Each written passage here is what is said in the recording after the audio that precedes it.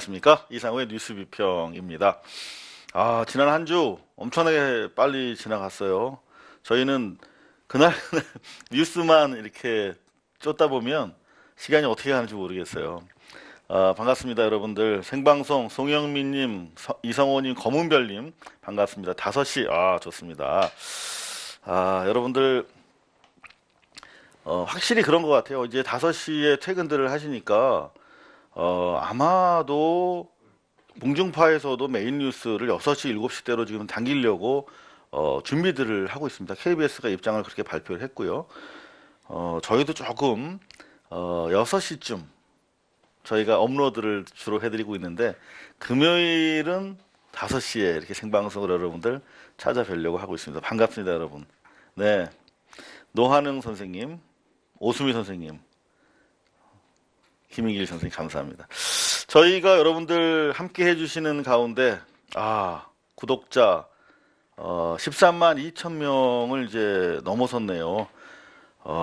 짧지 않은 시간 저희가 3달 넘겨가면서 이제 본격적으로 방송을 하고 있는데 13만을 넘었습니다. 13만 2천 명 막 돌파를 했는데요. 진짜 저희 구독자 중에서는 6, 70대 어르신들도 많아요. 그런데 그분들이 돈 내는 줄 안다고 전화하시더라고요. 실제로 그래서 제가 이거 공짜입니다. 구독하시면 공짜고 진짜 그런 분들이 많다니까요. 이게 좀 젊은 사람들 인식이랑 이 선배 어르신들 인식이랑 달라요. 제가 깜짝 놀랐던 게 이 마우스 더블 클릭하는 게 6, 70대 어르신들한테 그렇게 힘들었다고 하더라고요. 더블 클릭이 아무것도 아닌데. 자, 그래서 저희 구독해 주시는 거 공짜고요. 그랬더니 또 많이 더 구독해 주시더라고요. 그리고 기왕 구독하시면 여기에 보이시죠? 종, 이 삿갓삿갓, 이게 활성화되어 있는 뜻이라는데 요 종을 눌러 주셔야 실시간으로 오늘처럼 저희가 생방송을 하면 여러분들한테 이렇게 배달이 갑니다. 문통 그만 빱시다. 참 힘들어요. 그죠? 뉴스라는 게 기본적으로 권력을 감시하고 비판하는 게 언론의 사명입니다. 그래서 적절한 비판은 필요하죠. 그렇다고 해서 지금 태극기 모독 부대들이 댓글에 보면 엄청나게 문재인 정부를 흔들고 있어요. 촛불의 정통성을 이어받은 민주 정부인데 근거 없이 흔드는 것보다는 저희는 명확하게 팩트로 개혁을 돕는 차원에서 지적을 하겠다. 그런 입장을 가지고 있습니다. 그러니까 불편하시더라도 뭐 또 좋은 의견 있으시면 댓글로 올려주시면 제가 반영을 해드릴 거고요. 어제 대통령 연두 기자회견이라고 하죠. 신년 기자회견이 있었는데 하루가 지나도 계속 그 여파가 지속이 되고 있습니다. 김혜령 기자 경인 방송인가요? 99.9 라디오를 한다는데 이 김혜령 기자 질문 가지고 후폭풍이 많이 일고 있네요. 저는 이렇게 생각합니다. 기자는 질문하는 게 기자예요. 그죠? 묻지 않으면 그 의미가 없습니다. 적는 우리가 요런 시대를 거쳤잖아요. 요런 시대 생각나시죠? 503호 기자 간담회를 하는데 기자들이 이렇게 두 손 모으고 지켜보고 있어요. 생방송도 아니었고 기자들이 어제 보여준 그런 과감한 질문들도 없었습니다. 다 이렇게 손 모으고 다 지켜보기 바빴죠. 청와대 MBC 출입 기자 박성준 이러고 있던 친구들이에요. 그런데 어제는 비교적 다양한 질문들이 오갔다. 그래서 손석희 앵커가 또 한마디 했어요. 뭐라고 했나 봤더니 지난 정부에서 대통령 앞에서 다소곳하게 이렇게 손모으고 있던 것과 비교하자면 권위주의 정부에서 벗어났다는 것을 보여주는 장면이었다. 김혜령 기자의 질문이 이제 권위주의 정부 시대를 벗어났기 때문에 그런 질문도 가능했다.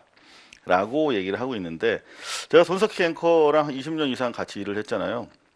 요 양반이 되게 삐딱한 사람이에요. 요 정도 얘기했으면 사실은 그 질문이 썩 훌륭한 질문은 아니었다라는 걸 깔고 얘기하는 겁니다. 그러니까 그 질문에 대해서 평가하지 않고 그런 질문도 가능한 자유로운 상태 이런 거죠.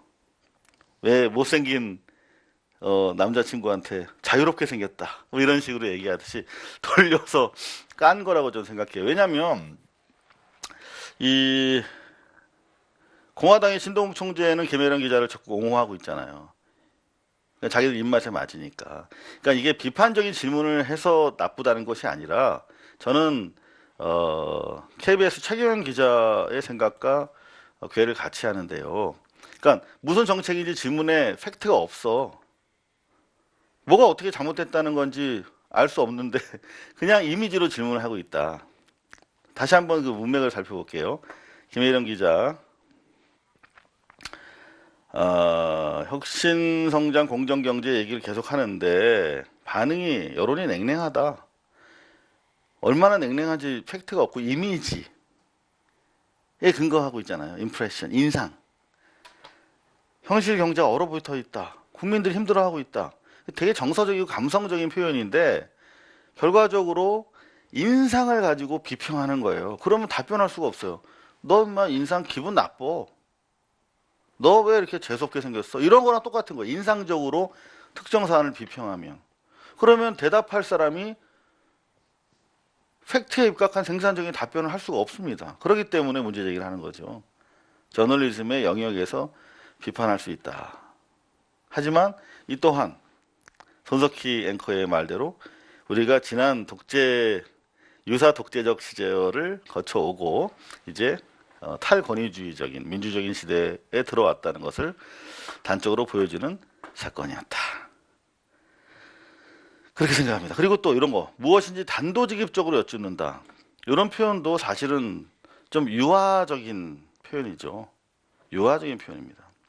단도직입이란 말은 단도를 팍 꽂는다는 뜻이라기보다는 혼자서 한 자루에 칼을 휘두르면서 용감하게 적진으로 들어가는 걸 말해요. 그러니까 내가 그냥 예의 안 차리고 그냥 쑥 들어가겠다라고 하는 얘기인데 기자는 모든 질문을 단도직입적으로 해야 되는 겁니다. 이런 클리셰, 이런 불필요한 수식어가 필요 없다는 거죠. 기자가 그러면 예의 갖출 필요가 있습니까? 단도직입적으로 항상 묻는 거죠. 저는 기본적으로 기자가 관용 수식어가 많으면 좀 문제 있다고 생각하거든요. 이를테면 솔직히 말해서 난 네가 너무 좋아요. 그건 별로 좋아하는 거 아니죠. 정말 진정코 내가 얘기하는데 이런 토를 달면 안 됩니다. 기자는 그냥 쑥 물어보면 돼요. 평상시에 그런 것들 때문에 여하튼 불필요한 잡음도 있는 것 같은데 여하튼 대통령이 전체적인 질문 수준에 비해서 대통령이 답변을 잘했다. 물론 저 역시 대통령의 어제 그 표현 중에서 한 3가지 정도는 미흡했다고 생각해요. 공정 경제를 하자는 거거든요. 공정 경제. 작년에 비해서 이제 공정 경제라고 하는 단일한 경제 메시지로 가지고 와서 30분 내내 공정 경제 얘기를 했단 말이에요. 왜냐하면 이거는 대통령이 공정 경제를 하고 싶어서라기보다는 공정 경제를 안 하면 이제 대한민국이 절단날 수밖에 없는 상황이에요. 지금 대한민국이 전 세계적으로 부의 양극화가 심각한 나라지 않습니까? 실업률도 마찬가지지만 부의 양극화가 더 이상 놔둬서는 사회가 통합력을 유지할 수가 없어요. 누가 대통령 하더라도 이거는 과거에 박근혜도 그런 얘기 했잖아요. 부의 양극화가 심각하다고. 근데 더 심각해졌단 말이에요. 기업은 더 부자가 됐어. 제가 그래서 이런 얘기 했잖아요. 며칠 전에 1500조 빚을 진 서민 가게 빚이 1500조거든요. 근데 다 삼성 걱정만 해주고 있잖아요. 삼성이 원래 62조를 영업이익을 거둬야 되는데 한 3조 정도가 부족했나 봐. 그래서 어닝 쇼크라고 그러고 막 난리가 났었잖아 이번 주에. 그죠? 삼성 다 걱정해주고 있어. 3조 덜 벌었다고. 주인인데 우리가 머슴의 생각을 하도록 우리 머리에 주입하고 있는 인식의 공장이 있어요. 이른바 조중동을 비롯한 수구 기득권 매체. 수구 기득권 매체는 실제로 혼맥을 통해서 재벌이랑 다 연결돼 있어요. 조선일보만 해도 태평양 뭐 다 연결이 돼 있어요. 그러니까 이쪽에서는 신문 찍고 저쪽에서는 재벌 돈 버는 거예요. 암수 한 몸입니다. 그 재벌 신문들이 재벌의 아이디올로기 이념 우리한테 전파시켜가지고 우리는 지금 1,500조 빚을 지고 있는데 그 빚더미에 깔려서 신음하면서 아이고 삼성 3조 덜 벌었네, 큰일 났네, 어닝쇼크 나라 망하는 거 아니야, 이러고들 걱정하게 만드는 언론들, 이제 그 언론들의 거짓말에서 우리가 벗어나야 되겠다. 전 그래서 어제 신년 기자회견을 보면서 이제는 좀 다른 시대를 우리가 접어든 것 같다. 탈권위주의 시대도 마찬가지지만 이제는 촛불 이후에 개혁 시대란 말이에요. 촛불 혁명 이후에 개혁 시대이기 때문에 권력과 언론의 관계가 과거와 달라졌다. 그러니까 어제 문재인 대통령이 계속 강조했던 게 뭐예요? 공정경제. 그리고 나중에 현업 기자 2명을 왜 청와대로 데려왔느냐 라며 직접적으로 대통령 인사권을 건드리는 발언을 했잖아요, 기자가. 근데 옛날에 그런 질문이 가능했겠습니까? 그 영린인데. 대통령의 고유 인사권이 권력을 만드는 것인데 권력을 흔드는 질문을 했잖아요. 근데 너무나 솔직하게 얘기했어요. 무슨 말이냐면 과거와 달리 이제는 내가 권원 유착을 했냐, 우리 정부가, 문재인 정부가. 권원 유착이라고 하면 이를테면 SBS 보도국장이나 뭐 조선일보 출신이나 이런 사람들을 데려와서 보도에 힘을 얻는 거죠. 그리고 종편이라든가 상대방에다가 이권을 나눠주고 이런 게 권원 유착이잖아요. 주거니 받거니 하는 거. 그게 아니라 이번에 여현호 기자라든가 윤도한 기자 같은 사람들은 대통령이 직접 그렇게 얘기를 했더라고요.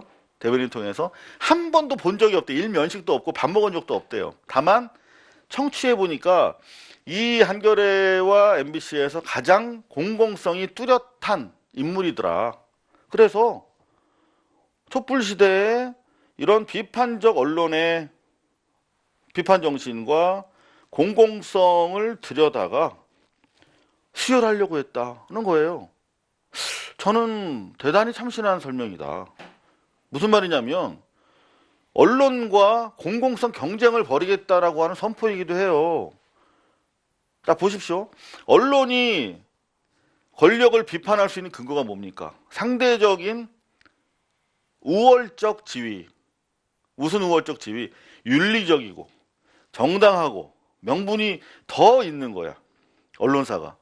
그럴 때는 조질 수 있어요. 계속 비판할 수 있어. 그리고 왜 기자를 데려갔냐고 탓할 수 있어. 하지만 지금은 대다수 언론이 최소한 촛불 정신을 자임하고 있는 정치 권력보다 더 밑에 있잖아요. 기레기라고 하잖아요. 조선일보가 청와대를 비판할 수 있습니까?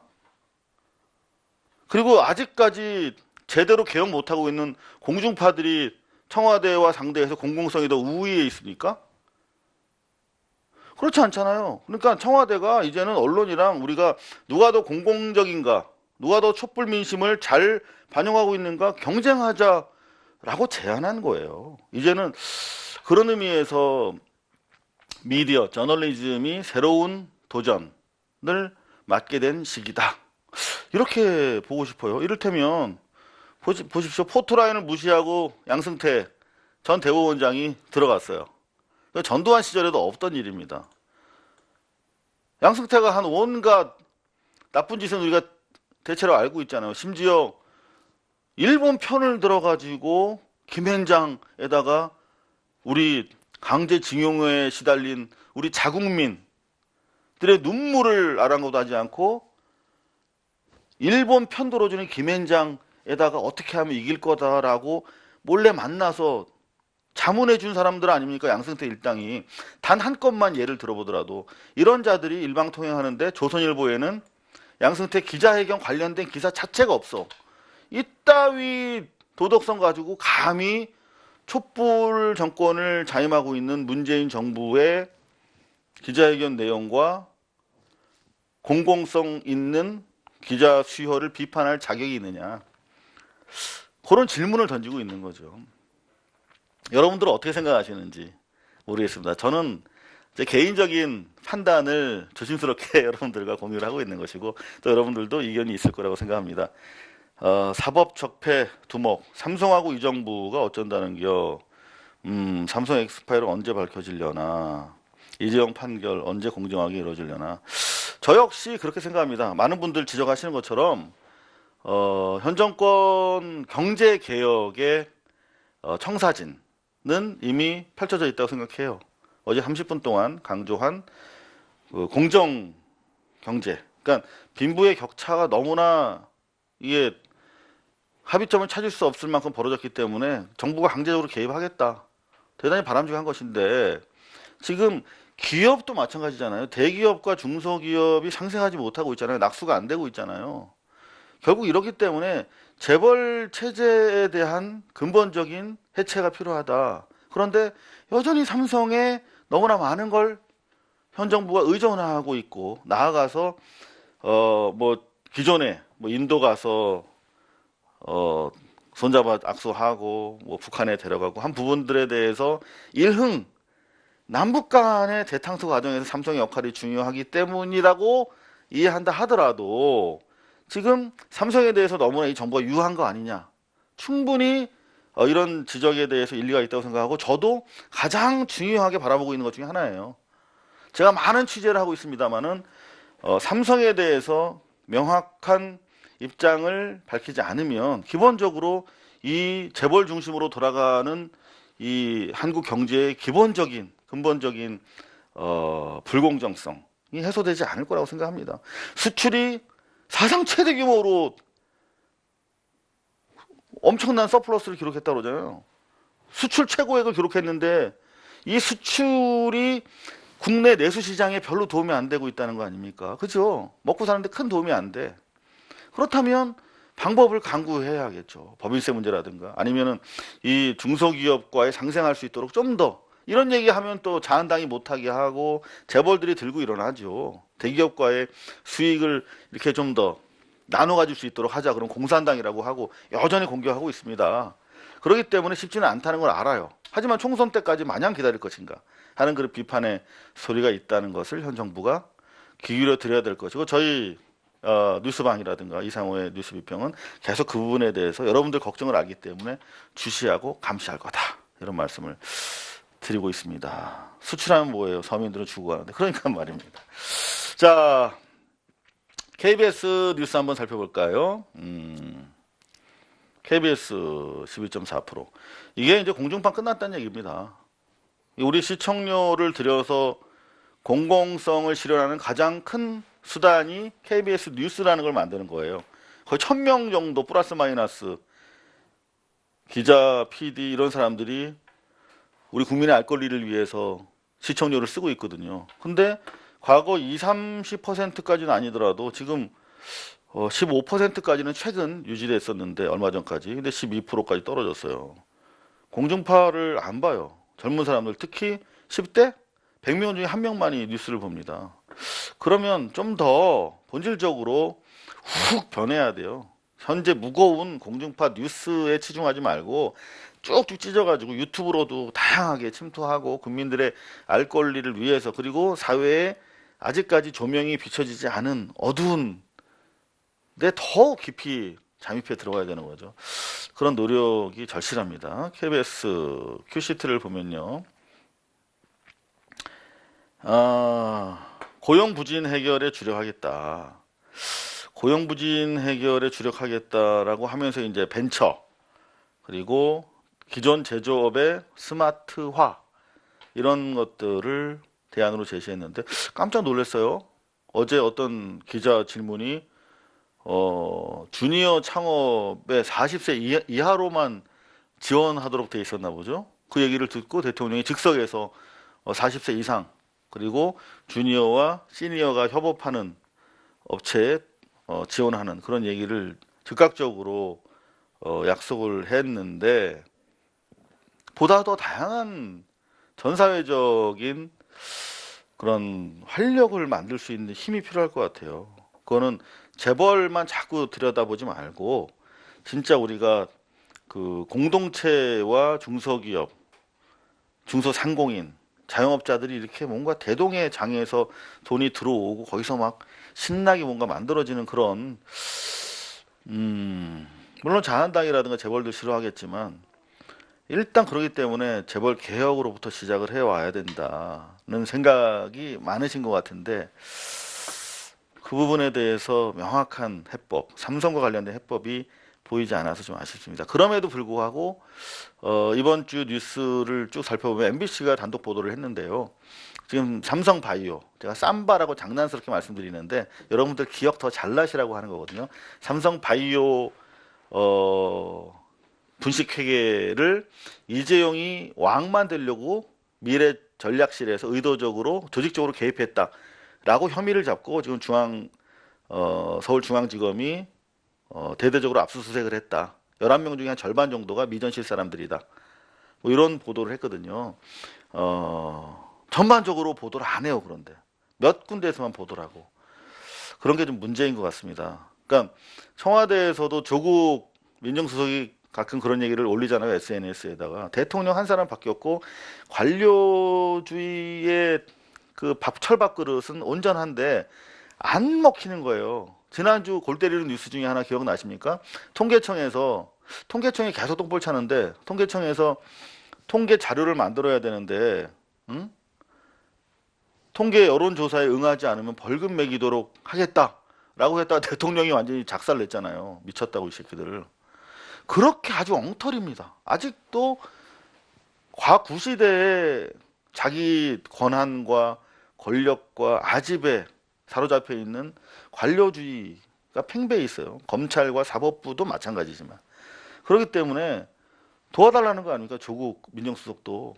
방법이 없어요. 우리가 여론을 통해서 압박하는 수밖에 없습니다. 지금 우리 민주계 진보 세력, 촛불 세력 내부에 갈라칠 시간이 없어요. 여유가 없어요. 계속 쫓아다니면서 자한당 놈들 관료주의를 우리가 배격하고 공격하는데 역점을 둬야 될 텐데 인터넷에 보면 자기가 문재인 대통령 정권을 지지한다 하면서 실제 그런 여론을 주도하는 팬덤, 그런 여론을 주도하는 지지 세력은 거의 안 보이는 것 같아요. 자, 문재인 대통령 신년 기자회견 핵심은 경제였다. 근데 경제는 제가 예상했던 것대로 수구 진보 매체에서는 경제를 민생 경제가 아니라 재벌 경제 쪽으로 봤고 30분을 그렇게 출창 얘기해도 그렇게 달리 해석을 하네요. 제가 봤을 때 이 경제는 공정 경제에 대한 약속이었다. 양극화를 해소하기 위한 약속이었다. 다만 실효적으로 재벌을 어떻게 할 것인가에 대한 구체적인 방법론이 아쉬웠다는 것이죠. 청와대 행정관 문서 분실 장소가 술집이었다. 단독 기사가 떴어요. 어떤 내용인가 봤더니 청와대를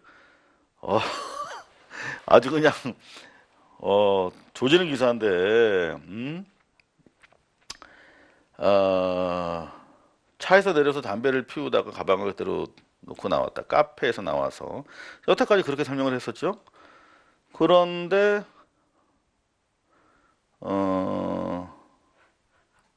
요거를 이제 김종대 정의당 의원이 술집이다라고 얘기를 한 거예요. 근데 어떡하죠? 그래서 이제 김종대 의원 말만 믿고 계속 이렇게 조졌는데 두 꼭지로 짠 오늘 아침 기사예요. 술집이라고 했던 김종대 의원이 인사자료 분실한 게 술집이 아니라 버스 정류장이었더라고 다시 말을 바꿨어요. 어떡하죠? KBS가 이런 똥볼을 자주 차고 있습니다. 최초에 김태우는 조선일보랑만 내통해서 언론 플레이를 한 게 아니라 KBS도 몇 차례 놀아놨잖아요. 똥인지 오줌인지를 알아야 됩니다. 그냥 그 자체로 보도하는 게 능사가 아니거든요. 김종대 의원이 시사잡기 정관용입니다에 그저께 출연해가지고 삼각지역 부근, 그러니까 국방부 술집이잖아요. 인사자를 거기서 잊어버렸다고 밝혔는데 청와대가 아니라고 했어. 근데 알고 보니까 그때는 청와대가 아니라고 그래도 그냥 또 거짓말 하나 보다 이렇게 몰아붙였는데 오늘 BBS 불교 방송에서 처음에 언론 보도가 나갈 때 이걸 정정할 수 있는 기간을 놓친 것 같다. 술집 아니라 사실이 아니었고 버스 정류장이었다. 이거는 참 큰 말실수거든요. 김종대 정의당 의원은 상당히 국방 전문가 그리고 강직한 성격으로 알려져 있죠. 근데 지난번에도 똥볼 한번 찼어요. 강경화 외무장관 그때 그 평양에 남북 대표단이 가서 회담할 때 강경화 외무장관한테 강경화 걸린 것 같다라고 얘기했다가 설화에 휩싸였죠. TBS 방송에 출연해서 그런 얘기를 했었는데 TBS가 그것 때문에 법정 제재 받았어요. 그래서 법정 제재가 너무나 아프니까 재심해달라고 했는데 기각될 정도로 아주 중대한 말실수를 하신 거죠. 근데 그때 말실수하고 입조심 하시겠다고 하셨는데 또 이런 중대한 오보를 KBS를 통해서 날리셨어요. 물론 CBS를 통해서 날리셨고 이 부분에 대해서는 김종대 의원 조금 성찰을 해야 될 것 같습니다. 계양구에 동굴이 있나? 요거 요즘에 저 양반 누구야? 그 저 버스에서 가이드 때리냐 뭐 예천 군의회인가? 그것 때문에 이제 언론사마다 지자체에서 이제 겨울 되면 이제 따뜻한 나라 놀러 가거든요. 그거를 이제 막 공항에서 따라 붙고 막 그랬어. 근데 KBS도 그렇게 했네요. 계양구에 동굴이 있나? 무슨 말이냐면 KBS 박민철 기자가 지금 예천군 의회 파문 때문에 시끄러운데 또 무대 보러 막 가는 거야. 지방의회에서 8박 9일 일정으로 호주와 뉴질랜드 간대. 꿀휴가다 꿀휴가 진짜 8박 9일 일정 호주와 뉴질랜드. 야 눈물 난다. 근데 4년 전에 갔던 데를 또 간대. 호주랑 뉴질랜드를 가서 무슨 연수를 하겠어요. 그냥 놀러 가는 거지. 말이 연수지. 그래서 이제 따라갔어. 박민철 기자가. 그랬더니 출국 목적을 물어봤대요. 그래서 조성환이라는 양반이 이제 계양구였는데 조성환한테 물어봤더니 지금 생각이 안 나는데 두 군데 갈 겁니다. 이따위 답변을 했다고 그래요. 김숙이라고 하는 의원은 동굴도 방문하시던데 혹시 계양구에 동굴이 있나요? 그랬더니 아라뱃길도 있고 동굴도 막말로다가 막 저희가 만들 수도 있고 동굴 만들겠다. 미쳐버리겠다. 이런 식으로 해서 또 호주와 뉴질랜드 떠났대요. 사실 이거는 진짜 눈먼 돈이죠. 세금은 이 사람들한테 가서 그냥 흥청망청 부어라 마셔라 놀다 오는 건데 저도 이런 적 있어요. 2580 있을 때 국회 소위에서 동남아 쪽으로 외유인데 일정 하나 만들어 놓고 한글 학교 방문하는 일정 하나 만들어 놓고 쭉 노는 거야. 그거를 제가 취재하러 따라갔다가 진짜 고생한 적 있어요. 이거를 외국 사람들이 많은데 제가 한국 사람이 딱 얼굴도 제법 팔린 놈이 이렇게 쫓아다니면 금방 들통날 거 아니에요. 그래서 제가 MBC 분장실에다가 부탁해가지고 수염 그땐 수염 없을 때니까 수염도 이렇게 붙이고 가발도 쓰고 갔어요. 완전 이거 더위에 여기가 이렇게 나중에 빨갛게 일어나더라고요. 막 따끔거리고 정말 개고생을 했습니다. 근데 그때 가서 알게 됐죠. 완전 이 사람들 노는구나. 처음부터 끝까지 의전이 어마어마하고요. 그냥 잠시 한글 학교 가가지고 뭐 딱 꼬박꼬박 졸더니 나와서 또 그냥 일정 돌고. 정말 해외에 나가면 더구나 이거는 자기네 세상이잖아요. 이거는 아예 그냥 전면적으로 못 가게 하거나 아주 그냥 국민들이 선별적으로 사전 계획서, 사후 보고서는 다 베끼잖아요, 엉터리로. 그러니까 사전 계획서를 치밀하게 검토하고 꼭 가야 될 것인지 의회 위에 의회 시민들이 있어야 될 것 같아요. 민회처럼. 정말 심각합니다. 여러분들 댓글 계속 많이 올려주시는데요. 줄줄 새는 돈 다 걷어서 복지에 힘쓰라. 이재명 지사가 했던 유명한 말 있지 않습니까? 그 세금 도둑들만 다 잡으면은 별도 복지 예산 필요 없다고. 참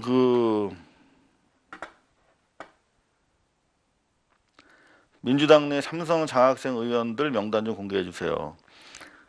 삼성 장학생 아닌 사람 명단 공개하는 게 빠를 것 같은데? 아닌 사람 빼고 다 기다라고 생각하면 돼요. 자, 포토라인 무시하고 피의자 양승태 들어갔습니다. 말씀드렸던 것처럼 조선일보만 양승태 기자회견 기사 자체가 아예 없어. 이거는 조선일보가 언론사가 아닌 찌라시라고 하는 바로 그 이유가 이런 것들 때문이죠. MBC입니다. 3.6. MBC는 진짜 쉽지 않네요. 3.6이면 안 본다는 뜻이에요. 펜앤마이크가 생방송할 때 15,000명 정도 보거든요. 태극기 모독부대에서 하는 거. 그러면은 2, 30만 명 정도가 본다는 뜻인데 그거에 비해서도 많지 않은 대등한 수준이에요. 거의 유튜브 방송 수준인 거죠. 큐시트를 보면 요놈 새끼들 이름도 얘기하고 싶지 않은데 고막 터지고 손목 부러지고 옛날부터 때렸더라고요. 나도 진술하겠다. 지금 심코치 피해자 4명 중에 3명이 압박과 회유에 못 이겨서 폭행 사실에 대해서 합의해 줬잖아요. 근데 이제 나도 진술하겠다라고 일단은 3명이 합의를 취소하고 그 중에 한두 명이 이제 진술하겠다고 오히려 카밍아웃하고 있는 그런 상황입니다. 믿고 의지해 왔는데 상상도 못했다. 폭력 코치 퇴출시킨다. 이거는 한 번만 걸려도 영구 제명이 당연한 건데 여태까지 안 그랬단 말이야? 라고 더 놀라게 되는 그런 상황입니다. 그리고 어제 대통령 기자회견 하나 둘셋 꼭지로 했네요. 각본 없는 90분. 이게 제가 어제 89분 동안 24명의 기자의 질문을 소화했다 이렇게 뉴스 비평 시간에 말씀드렸더니 야 이상호 너 그렇게 할 일 없냐? 기자 몇 명인지 세고 있었어? 이렇게 얘기하시더라고요. 근데 이게 중요해요. 몇 명을 했는지가. 과거 MB 때라든가 박근혜 때에 비해서 2배 정도 되더라고요. 제가 보니까 2배 정도가 되고 시간도 충분히 길어졌고 더구나 사전에 질문을 짜거든요. 근데 이번엔 질문을 짜지도 않았잖아요. MB 때 35분에 11명, 박근혜 때 63분에 12명, 2번 했는데 66분에 16명. 사전에 질문을 다 뽑아서 그거 보고를 해요. 그거 다 예상 답변 다 써서 읽잖아요.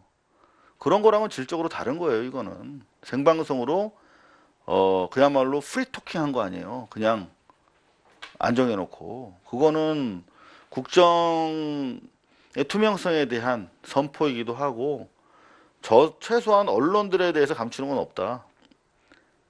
그리고 이 국민들을 보고 한번 심판을 받아보자. 이런 자신감의 표현이기도 하고 여하튼 여러분들이 어떻게 보셨나 모르겠는데 대단히 권위주의 시절을 완벽하게 벗어난 그런 방송이라는 측면에서 방송이잖아요. 문재인 대통령이 사회를 본 거고 MC 보고 토크쇼 한 거잖아요. 대단히 역사에 남을 만한 그런 토크쇼였다.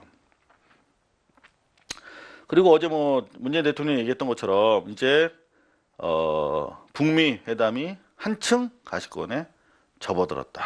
그리고 첫 재판 나온 이재명 결과는 하늘에 맡긴다. 유일하게 MBC만 리포트를 했길래 살짝 봤더니 특별한 내용은 없더라고요. 대동하게 검찰의 혐의 사실과 이 지사 측의 반론 팽팽하게 맞서는 내용을 이렇게 전달을 했고요. 그런가 하면 심석희 우리 선수 말고도 성폭력 피해 선수가 2명이 더 있다는데 더 많겠죠. 정말 끔찍한 겁니다. 이런 걸 우리 국민들이 앞으로 이 스포츠 볼 수 있겠습니까? 확실하게 뿌리 뽑지 않고서는 더 이상 이런 일이 반복돼서는 안 될 것 같습니다. SBS인데요. 5.1% 5%대를 그래도 유지를 하고 있어요. 상업방송답게 대단히 재미있게 뉴스를 펼쳐나갑니다. 그러니까 재미라는 게 국민들이 궁금해하는 거 우선순위로 좀 더 과감하게 편집을 한다는 건데요. 물론 과감한 편집은 JTBC가 제일 눈에 띄지만요. 어제 이어서 오늘도 쇼트트랙으로 톱을 올렸어요. 지난번에 컬링에 이어서 여하튼 이 스포츠계 부조리에 대해서 SBS가 잘 하고 있는데 단독으로 국가대표 지도자 출신 성폭력 혐의 코치가 2명 더 있다. 코치가 2명 더 있으면 피해자는 훨씬 많겠네요. 그런가 하면 심석희가 무차별 폭행 뒤에 성폭행했다. 성폭행 당했다. 조재범에 대해서는 조사가 필요하므로 선고가 연기됐다. 심석희 선수에 대한 사회적인 따뜻한 손길이 이어지고 있는 것 같아요. 과거와 달리 저희가 지켜내야 됩니다. 그리고 올려줘야 되겠죠. 조재범이 심석희의 비밀 메신저 텔레그램 사유를 강요했대요. 제가 잘못한 거 아니까 감추려고. 감추는 놈이 범인이다. 성폭력 눈 감은 침묵의 카르텔, 체육계 지도부 물러나라 라고 젊은 스포츠인들이 집단행동을 하고 나섰어요. 조재범이 하키채로 내 자식 온몸을 때렸다. 아유, 제목만 읽어도 아주 혈압이 올라갑니다. 하나, 둘, 셋, 넷, 다섯, 여섯, 일곱, 여덟, 아홉 꼭지. 심석희 선수 힘내라고, 혼자가 아니다. 영상 구성까지. 고맙습니다. SBS 잘했고요. 그런가 하면 비핵화 협상 공동 연구 조정. 중국의 역할이 커질 것 같다. 그리고 차분하게 세 꼭지로 대통령 기자회견을 다뤘습니다. 제일 재밌었던 게 저는 이거예요. 5.18 때 지만원이 지금 나경원 혼내고 있잖아요. 나경원은 사실 진짜 직계입니다. 직계. 전두환의 직계 적자. DNA로 따지면 제일 많을 거야. 전두환의 적자입니다. 나경원은. 민정당, 광주 민주화운동을 총칼로 진압하고 들어선 신군부의 적자예요. 나경원은. 근데 지만원이 그렇다고 하면 사실은 한패인데, 지만원이 주장하는 내용이 5.18 때 북한군이 개입했다는 게 워낙 엉뚱하고 또 형사사건으로도 패소했기 때문에 같이 갈 수가 없는 거지. 그러니까 이율 배반에 빠진 거예요. 나경원이 자기 민정당 전두환을 스스로 배신하지 않으면 안 되는 자한당의 한계 상황이 온 겁니다. 그러니까 그 지만원은 알고 있기 때문에 뭐 바보라고 하고 뭐 욕하고 막 그런 거죠. 근데 아마 나경원은 끝까지 지만원을 배척할 수는 없을 겁니다. 어떤 식으로든 우회로를 밟으려고 할 건데, 이런 식으로 계속 5.18 진상규명은 멀어지고 있는 거죠. 지만원이 북한 배우설에 북한군으로 지목했던 요분들을 지목했었대요. 근데 알고 보니까 5.18 당시에 요분이 4살이었대. 그래서 기자회견을 하고 나섰어요. 제일 웃겼어요. JTBC 뉴스룸인데요. 6.0. 시청률 좋네요. 정통 톱을 또 세웠습니다. 함께 잘 사는 나라. 문재인 대통령 함께의 의미에 주목한다. JTBC 여러분들 어떻게 보세요? 참 복잡하죠. JTBC를 바라보는 시선과 속내가 상당히 복잡합니다. 그럼에도 불구하고 참 이런 거 보면 잘 뽑아요, 제목을. 함께 잘 사는 나라, 이게 제일 키포인트거든요, 어제 기자회견에. 근데 함께 잘 사는 나라에서 함께라고 하는 것이 가진 의미가 뭐냐. 이게 더 이상, 이게 각자 도생, 자기만 잘 살아서는 이게 사회가 더 이상 공동체가 유지될 수 없는 상황이라니까요, 여러분. 이거는 밀란이나 폭동이 나는 수준이에요, 지금 수준이. 어떻게 200만 명이 고시원에 삽니까? 고시 없어진 지가 언젠데 200만 명이 고시원에 살아요. 고시원이라든가 쪽방 같은. 말도 안 되죠. 그리고 무슨 선진국입니까? 중산층이 무너지고 있고, 가계 빚이 1,500조에 이르고 있고. 함께 잘 사는 나라, 이거는 방법이 없어요. 이렇지 않고서는, 내수 시장이 촉진되지 않고서는 이게 뭐 살아날 방법이 없으니까 이쪽으로 가는 겁니다. 경제정책 기조 유지한다.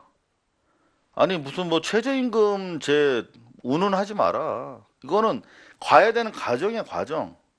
지금 돈 쓸 수 있는 사람이 없어가지고 내수가 안 일어나고 있는데, 그래서 돈을 더 주겠다고 하는데, 이거는 이 과정에서 예측 못했던 피해를 입는 중소 영세 상공인 자영업자들이 계시지만, 그분들에 대해서는 지금 최대한 보완책을 만들어 나가겠다. 하지만 이 자체를 흔들면 안 되겠다라고 하는 강력한 의지를 표명하더라고요. 30분 동안.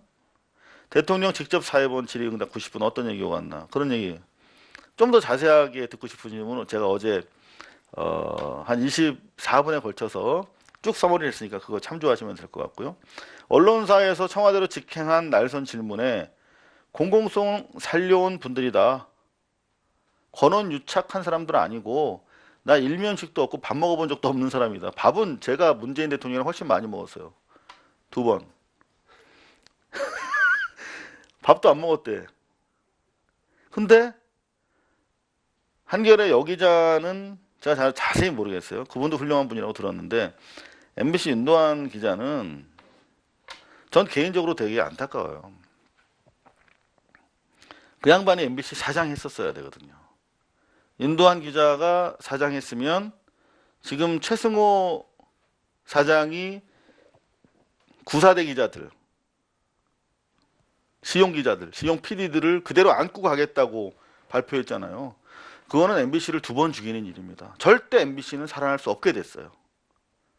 전 대단히 실망스럽고 유감을 표시한 바가 있는데 윤도한 기자가 지난번에 최승호 사장이랑 사장 경쟁을 벌였었거든요. 1호 공약이 적폐청산이었어요. 적폐를 온전히 청산하고 MBC 뉴스를 제대로 올려놓을, 단상 위에 올려놓을 사람이라고 생각을 했거든요. 윤도한 기자는 MBC뿐만 아니라 방송가에서 가장 존경하는 사람입니다. 삼성에 대해서도 가차없이 할 말 다 했어요. MBC에 있을 때. 거의 유일하게 삼성 장학생이 아닌 사람이에요. 그 연조에. 그런가 하면 기자들에 대해서 되게 엄정했고 팩트만 되면 아주 개혁적인 보도에 대해서 후배들을 밀어주고 후배들이 기댈 만한 그런 양반이었어요. 그리고 1호 노조원이고. 근데 사장에서 떨어지고 나서 실제로 하는 일 없이 6개월 동안 하는 일이 없었다는 겁니다. 최근까지. 그래서 사표를 냈고 사표 낸 이후에 청와대로부터 수석으로 와서 좀 도와달라는 얘기를 들었대요. 저는 그러면 비판을 할 수 있겠습니다만 이렇게 막 청와대와 윤도한이라는 기자를 이렇게 함께 흔들 수 있는가? 저 따위 기사 쓰는 자들이 어디 한번 남을 위해서 조그마한 온기라도 보태주지 못했던 놈들이 이제는 싸늘하게 식었다고 연탄재 빵빵 차고 다니는 놈들, 그런 놈들이에요. 제가 봤을 때는. 정부 관계자가 북한의 김영철이 곧 뉴욕으로 간다 라고 얘기를 했대요. 김영철이 노동당 부위원장이잖아요. 어제 문재인 대통령이 기자회견 중에 폼페이오 같은 수준에서 북미 간의 정상회담을 준비하기 위한 고위급 회담이 곧 열릴 거다, 이런 취지로 발언했잖아요. 바로 기사가 나왔네요. 김영철이 뉴욕에 가면 아마도 트럼프까지도 만날 가능성이 있다, 이렇게 기사를 뒤로 보낼 기사는 아닌 것 같은데 상당히 중요한 의미 있는 기사를 썼습니다. 최승호 사장 좀 더 믿어보죠. 아직은 좀. 네. 전들 최승호라고 하는 언론인에 대한 오랜 평가가 있지요. 대단히 훌륭한 현장 PD였고 뉴스타파에서도 크게 기여를 했죠. 저는 그럼에도 불구하고 사장으로, MBC 사장으로 갔을 때는 개혁사장으로 자기가 가장 중차대하게 우선적으로 해야 될 것이 무엇인가에 대해서 인식했어야 된다고 생각합니다. 그것은 다름 아닌 방송은 사람이 제일 중요해요. 김태호 한 사람이 무한도전을 만들어서 연간 1,000억 넘는 이익을 가져왔어요. MBC에. 그런가 하면 MBC 채널 이미지, 스테이션 이미지를 제고하는 데 크게 기여했죠. 김태호라고 하는 한 사람이 그렇게 만들어내는 겁니다. 방송은 사람이 만들어내는 거예요. 뉴스, 기자들 사람입니다. 청와대에서 이렇게 조리고 있던 그 놈들이 뉴스를 그렇게 망가뜨린 놈들이고, 걔들이 대부분 시용 기자들이에요. 걔들이 없어져야 제대로 된 사람들이 여러분들을 위한, 촛불을 위한 뉴스를 할 수가 있는 겁니다. 그런데 54명을 그대로 남겨놨어요. 전쟁에서 발목지뢰가 왜 무서운지 아십니까? 발목지뢰는 발목만 날려요. 죽이지 않아요. 그러면 그 병사를 케어하기 위해서 2명이 부축을 해야 될 거 아니에요. 그러면 전투력이 총 3명이 소실되는 거예요. 그래서 발목제가 무서운 겁니다. 한 사람 죽으면 나머지가 싸울 수 있잖아요. 마찬가지로 54명의 시용 인력들이 그대로 남아있으면 걔들을 감시해야 돼요. 그리고 얘들을 일을 시키면 2배로 체크를 해야 됩니다. 혹시 옛날처럼 청와대 아니면 저 박근혜 쪽이랑 박근혜 뭐 태극기 모독부대랑 김세희 같은 가로세로 같은 놈들이랑 내통하고 MBC 정보를 빼돌리고 있지 않는가. 믿지 못하면 일을 못합니다. 언론사는 순간순간 보안이 필요하고 매 순간 중요한 의사결정을 해야 되는 곳이에요. 그렇기 때문에 그런 자들이 안에 있으면 150명의 연봉 1억짜리 150억을 매년 손실을 보게 되는 겁니다. 뭐 그런 사안 때문에 저는 단호하게, 다른 것도 아니고 언론사라면 언론사는 윤리, 염치가 제일 중요한 것이기 때문에 다소간의 소송에 부담이 있더라도 해고해야 된다. 더구나 소송의 부담도 작은 게 MBC 감사팀에서 유권 해석을 내렸어요. 변호사들 상담해서 과거의 170일 최장기 파업이 합법 파업이기 때문에 합법 파업을 위한 대체 인력 고용은 불법이기 때문에 원천적으로 계약 관계를 부정해야 된다. 라면서 감사팀에서 오히려 전원 해고를 권고했습니다. MBC 노조에서도 그렇게 했고요. 그러면 사장은 못 이기는 척 하면 사인하면 돼요. 최승호. 근데 그걸 안 했다는 건 정말 용납하기 어려운 것이죠. 자, 지금 현재 1600명의 우리 고발뉴스 뉴스방 시청자들께서 함께 해주고 계셨는데요. 저만 여태까지 너무나 말을 많이 했죠. 여러분들 질문이나 의견을 주고 계신데 제가 오늘 다 반영 못한 부분들은 방송 끝나고 나서 여러분들 천천히 읽어가면서 또 다음 방송에 소화하도록 하겠습니다. 이영자 나오는 먹방에서 오뎅 사진 올린 거 그거는 내부 조사했는데 내부 조사 과정에서 좀 철저하지 못했다 그런 지적이 있었죠. 그런가 하면 사실 MBC에서 진짜 사나이 2도 최성호 사장 때 했잖아요. 지금 바야흐로 한반도가 평화의 시대로 가는데 무슨 뭐 안방에다 군사주의를 자극할 수 있는 그런 진짜 사나이 같은 프로가 아무리 시청률이 많이 나오더라도 그런 걸 꼭 기획했어야만 하는가 그런 비판도 있잖아요. 그런가 하면 여러분들 MBC에서 그나마 PD수첩이랑 스트레이트 이런 프로그램 빼고 촛불 기획 프로그램 보신 적 있으세요? 이를테면 친일파에 대한 문제제기라든가 아니면 촛불 정신이 지향하는 바가 무엇인지 그 다음 이제는 말할 수 있다 같은 그런 지난 9년 동안의 이명 박근혜 정권 치하의 그런 적폐 뿌리를 뽑는 그런 기획 같은 거 보셨습니까? 드라마라도 여명의 눈동자처럼 지난 시절 사회성이 있는 그런 드라마 보셨습니까? 없잖아요. 최소한 해야 될 건 하고 그리고 적자 때문에 이런 문제가 있으니 좀 함께 해주십시오 라고 국민들한테 돈 벌릴 때 지원하지 않을까요?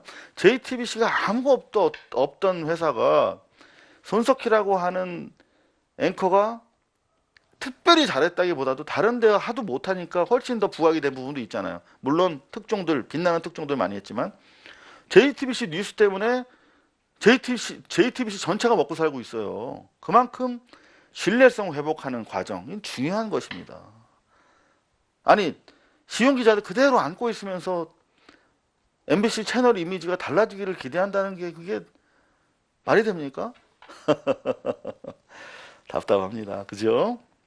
자, 끝으로 이딴 환자들이 의사들에 대해서 협박, 흉기, 난동하고 있다. 이런 기사들이 간간히 보이는데 강남 삼성병원에서 정신과 전문의 한 분 돌아가셨잖아요. 그런데 9일 서울 한 병원에서 또 정신과 의사가 흉기를 지닌 환자의 공격을 당할 뻔했대요. 이런 일이 계속 일어나는 것 같아요. 서울 한 대학병원에서 정신과 진료 중에 난동 부리는 자가 있었고 대구의 한 병원에서도 이런 난동이 있었다는데 어제 국회에서 세미나 한 거 보니까 전체 환자들 규모가 6, 70만인데 정부에 의해서 관리되고 있는 환자가 20%가 안 된대요. 그리고 강제로 진료하고 강제로 치료하게 할 수 있는 국가적 통합 시스템이 전무한 거야. 지자체가 하게 돼 있는데 이재명처럼 했다가 오히려 지금 호되게 당하고 있잖아요. 아니, 정신과 의사들이 이렇게 위험하면 일반 중증 정신장애인 같은 경우에 그분들을 위해서라도 사회가 나서서 케어를 해야 되는데 대부분 이분들은 이번에 돌아가신 강북 삼성병원 의사 선생님도 나 정상이라고 써달라고 협박했다는 거 아닙니까? 중증 정신장애인이. 말 안 들으니까 찔렀다는 거예요. 모두 다 중증 정신장애인들은 자기가 정상이라고 주장을 하고 가족들도 이왕이면 밖으로 드러내놓고 싶지 않아 하죠. 근데 사회가 이제 나서야 될 때가 됐는데 이런 대안은 결국은 정부와 지자체가 시스템을 마련하는 수밖에 없는데 이 얘기를 하면 이재명 편들어줄까 봐 언론들이 대안으로 제시를 못하고 있는 겁니다. 정말 나쁜 언론이라고 저는 생각을 합니다. 자, 이제 살짝 정리해야 될 시간입니다. 여러분들 여러모로 환청도 들린다고 그랬죠. 여러모로 부족합니다. 하지만 저뿐만이 아니라 저희 고발뉴스 가족들이 혼연일체가 돼서 아침부터 저녁까지 계속 모든 매체를 다 들여다보고 오로지 국민의 관점에서 오로지 촛불의 관점에서 언론들을 비평하고 여러분들이 혹시 놓치셨을지 모를 그런 또 뉴스들을 발굴하고 있습니다. 제보 올려주시고 또 의견 주시면 저희가 충실하게 반영을 하겠습니다. 마지막으로 여러분들 구독해도 돈 나가지 않습니다. 그리고 이왕 구독하시면 이렇게 삿갓을 딱 활성화시켜 주시면 바로 배달해 드리겠습니다. 시청해 주셔서 감사합니다. 이상호의 뉴스평이었습니다. 주말 잘 보내십시오. 고발뉴스는 여러분의 자발적 후원에 힘입어 운영되는 대한매체입니다. 자본과 외압에 흔들리지 않는 언론으로 키워주십시오. 후원 신청은 지금 고발뉴스닷컴에서 접수 중입니다. 여러분의 많은 참여를 부탁드립니다. 감사합니다.